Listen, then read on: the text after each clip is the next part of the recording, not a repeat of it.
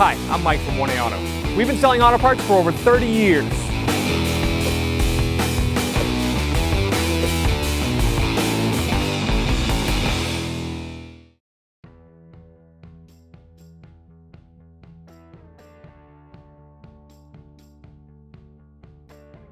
Hi everyone, Sue here at 1A Auto. Today we'll be putting a crank sensor in our '07 Mazda 6 sedan with a 2.3 liter. If you need this part or any other part for your car, click on the link in the description and head on over to 1aauto.com. So we're going to start by removing the wheel. I have it partially on the ground so I can break the lug nut free. It's a 21mm socket. And I got my 1/2-inch breaker bar.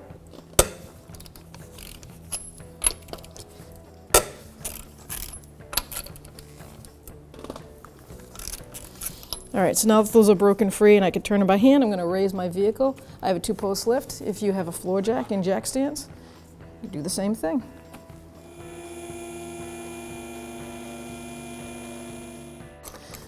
So now with the car up in the air, we're going to remove the lug nuts and set them aside. Perfect. It's frozen on there. And this happens quite often when you have an aluminum rim with a steel front end. Obviously the steel and the aluminum, they oxidize together. So I'm going to show you how to take this wheel off safely. A lot of people don't think about this. I know I didn't the first couple of times I did it. Take a lug nut and just put it back on by hand. Not all the way, halfway. And now when you take your rubber mallet or your pry bar and you hit it from the other side, it doesn't fly off. So if your wheel is frozen on your car, halfway through, lug nut, hand tight, I take a rubber mallet and I hit the rubber part of the tire on the back side. That came off nice and easy. Sometimes they don't want to come off that easy, and you just got to keep giving it an effort back and forth. Now we can remove that lug nut and dismount the tire.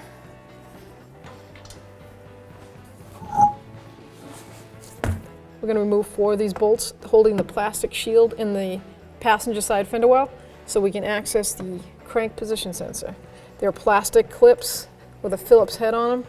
Like effortlessly, just try to turn them back. I like to just get a little bit of them out because then you can just use your body tool and pry that right out.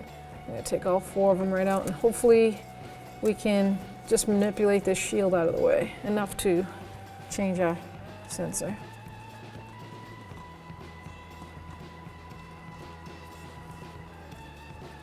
Now with them all like that, I'm just going to take a body tool.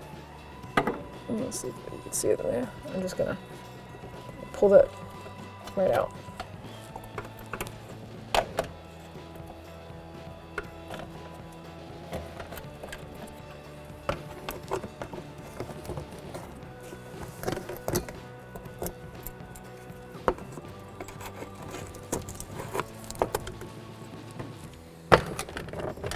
Now there's going to be more behind this fender skirt, which I really don't want to take completely out.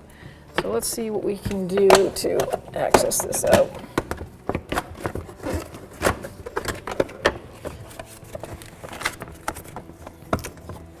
There we go. I'm going to just take a bungee cord and make sure I secure it in something because you don't want that slapping back in your face. That is nothing that you want to happen here. So, there we go. I'll just secure it in the front. Here's our location of our crank position sensor. These are 8mm sockets. Well, those aren't sockets, but those bolts are 8mm sockets. And I'm just going to break them free. They're just small 6mm bolts, so hopefully they're not frozen in there on you. I'm not going to disconnect it till I get it out into a safer area to see.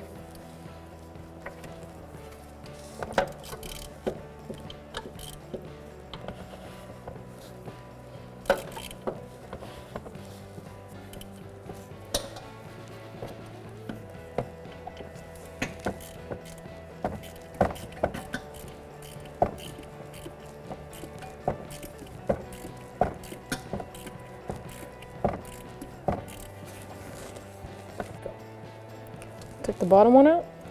Now I'm going to take the top one out.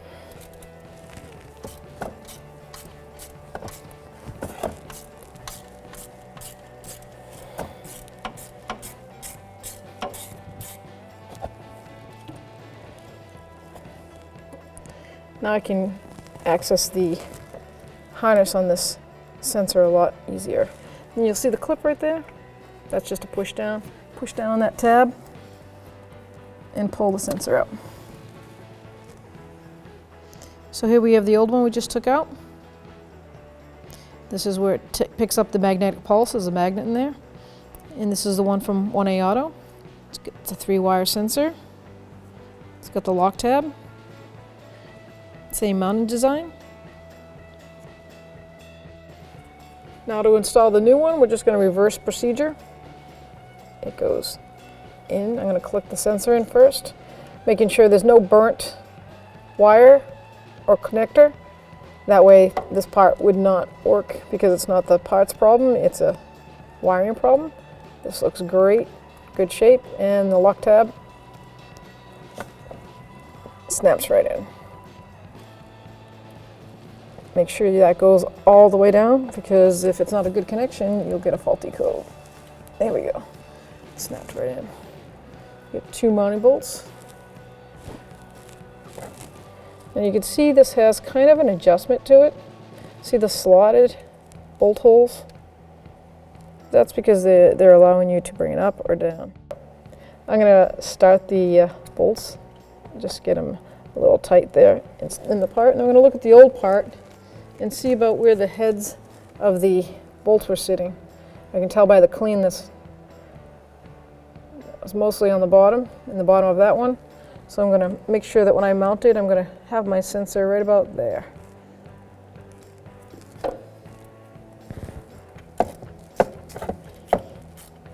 Eight millimeter socket.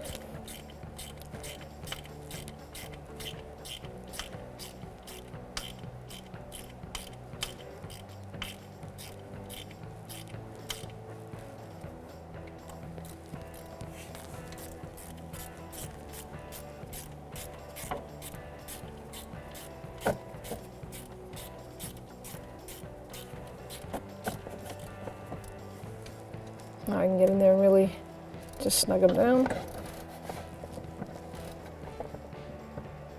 You don't want it to be too tight. It is a plastic housing. And actually the timing chain cover it's bolting into is aluminum. It's nice and tight. Now we're ready to remount our splash shield. Yeah. So now I'm going to manipulate the part that goes over the axle back through.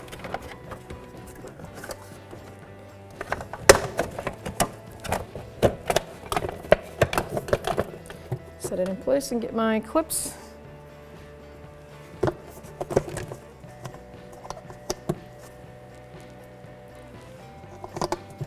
Repeat this procedure on the other 3.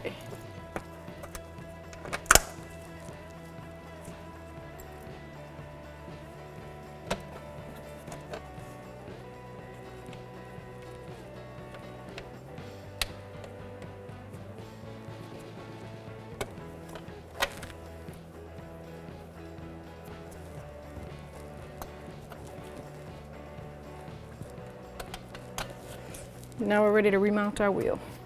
So now I'm just going to remount my tire, put it up against the hub, put my lug nuts on, hand tight. It's a 21 millimeter socket, if you forget.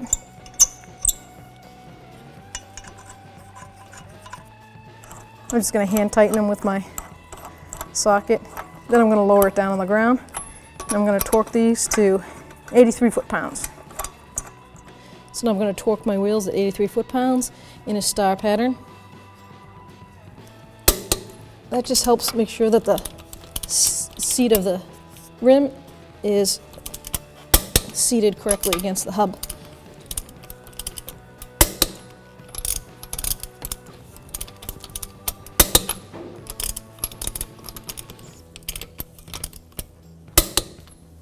And double check it real quick.